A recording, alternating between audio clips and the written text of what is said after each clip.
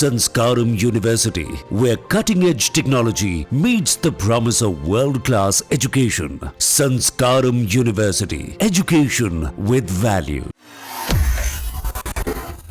Operation Sindoor को लेकर आज विदेश सचिव विक्रम मिस्री ने अभी थोड़ी ही देर पहले संसदीय समिति को जानकारी दी है।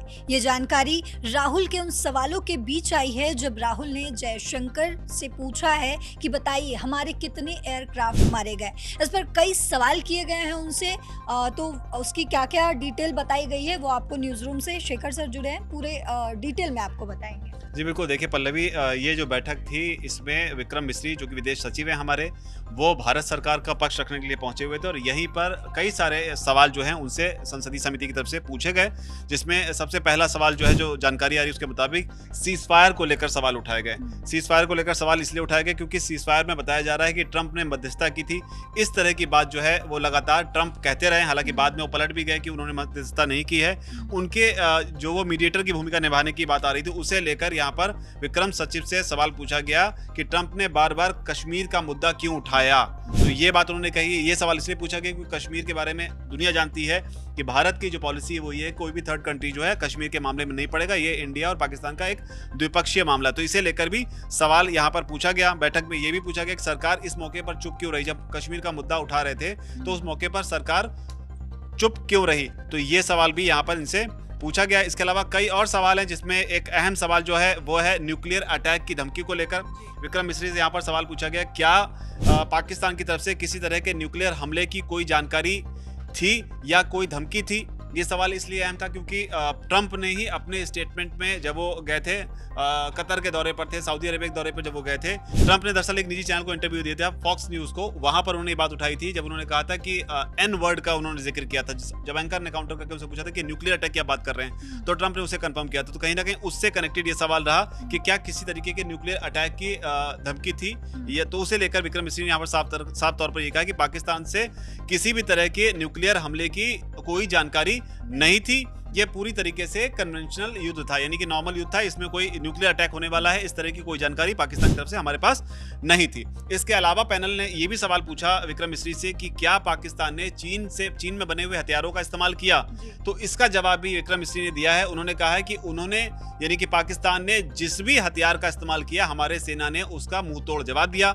हालांकि इस बीच विक्रम मिस्री ने इसमें यह भी ऐड करके बताया कि जो पाकिस्तानी सरकार है उसका आतंकवादियों के साथ में और जो सैन्य वहां पर सैनिक, जो मतलब यहाँ पर जो सेना है वो, उसके अलावा खुफिया जो है, उन सबके बीच में स्पष्ट रूप से एक साठगांठ जो है वो है। इसके अलावा विक्रम मिस्री ने संयुक्त राष्ट्र का भी जिक्र किया। उन्होंने कहा संयुक्त राष्ट्र की ओर से जो आतंकवादी हैं, वो आतंकवादी यानी कि घोषित आतंकवादी जो हैं, वो पाकिस्तान की सरजमी पर घूम रहे हैं, खुलेआम घूम रहे हैं, उन्हें कोई रोक टोक नहीं है। भारत के खिलाफ ये लोग लगातार हिंसा करने के लिए कोशिश में रहते हैं, उसे भड़काते रहते हैं। साथ ही उन्होंने ये भी कहा कि पहलगाम हमले की जांच से जो बातें सामने आई उसमें ये आया है कि आतंकवादियों ने पाकिस्तान में बैठे, जो उनके आका हैं, आतंकवादियों के जो आका पाकिस्तान में बैठे हुए हैं, लगातार वो उसके संपर्क में थे जब पहलगाम में आतंकी हमला किया गया, जिसमें हिंदुओं को चुन चुनकर उनके सिर में गोली मारने की बात आई। तो ये बात कही गई। इसके अलावा जो है ये मुख्य बातें हैं। इसके अलावा जो है राहुल गांधी ने जो सवाल उठाया है उसका वो भी काफी चर्चा में है। राहुल गांधी लगातार एस जयशंकर से सोशल मीडिया के माध्यम से भी और दूसरे माध्यम से भी ये पूछ रहे हैं कि जो उन्होंने बयान दिया कि पाकिस्तान को ऑपरेशन से पहले ही जानकारी दी गई थी, इसे लेकर हालांकि जयशंकर का या सरकार का तर्क ये है कि ऑपरेशन के फर्स्ट फेज में जानकारी दी गई थी, लेकिन राहुल गांधी इसी पर सवाल पूछ रहे हैं कि हमारे कितने एयरक्राफ्ट जो हैं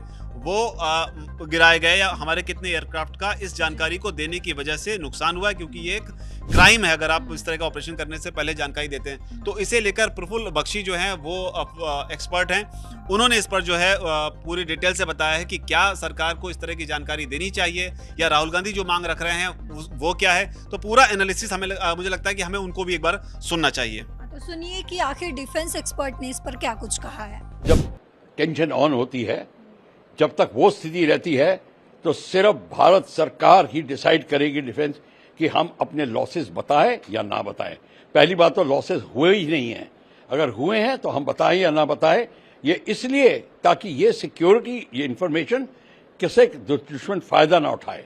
कौन सा पायलट घायल हुआ है, कौन सा एयरक्राफ्ट क्षतिग्रस्त हुआ है, कौन सा बेस के ऊपर क्या नुकसान हमारा हुआ है, लड़ाई के दौरान हमें बताने की कोई जरूरत नहीं है। जब लड़ाई खत्म हो जाती है तब वो बता सकती है, हिस्ट्री में लिखा जाता है। लड़ाई के दौरान भगवान को भी जानने की जरूरत नहीं है और उसको हक भी नहीं है। अगर गवर्नमेंट ने डिसाइड कर लिया है कि for the security of the country this information can not be revealed, will not be revealed. तो आपने समझा कि इस पर डिफेंस एक्सपर्ट का क्या कुछ कहना है, लेकिन इस पूरे मामले में आपकी क्या राय है वो आप कमेंट बॉक्स में जरूर बताते जाइएगा। फिलहाल इस खबर में इतना ही। देश और दुनिया की बाकी खबरों के लिए देखते रहिए दैनिक जागरण। नमस्कार।